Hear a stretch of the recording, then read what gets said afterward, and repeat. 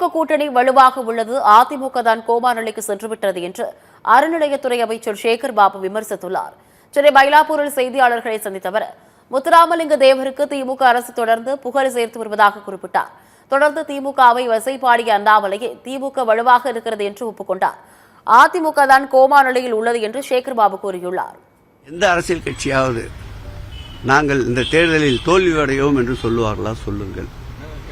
அவர் கம்மியாக சொல்லிவிட்டார். 234 என்று சொல்லியிருக்க வேண்டும். பாவம் 210 நிறுத்திக் கொண்டிருக்கின்றார்.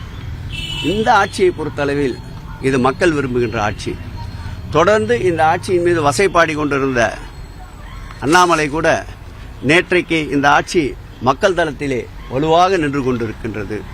இந்த ஆட்சி, இந்த கூட்டணி கட்டமைப்பு வலுவாக இருக்கிறது என்று சொல்லியிருக்கின்றார். அதிலிருந்து எங்களுடைய முதலமைச்சருடைய நிர்வாகத்திறனும் எதிர்கட்சிகளை, தோழமை கட்சிகளை நடத்துகின்ற விதமும், குறிப்பாக தோழமை கட்சிகளை அரவணைக்கின்ற விதத்தால் இன்றைய தமிழக அரசியல் களத்தில் ஜாம்பவான்கள் என்று கருதப்படுகின்ற நாட்டையே ஆண்டு கொண்டிருக்கின்ற கட்சிகளை கூட அதிர வைத்திருக்கின்றார். அவர் ஐசியூல தான் இருக்குதுன்னு சொல்லிட்டு பதில் சொன்னாரு.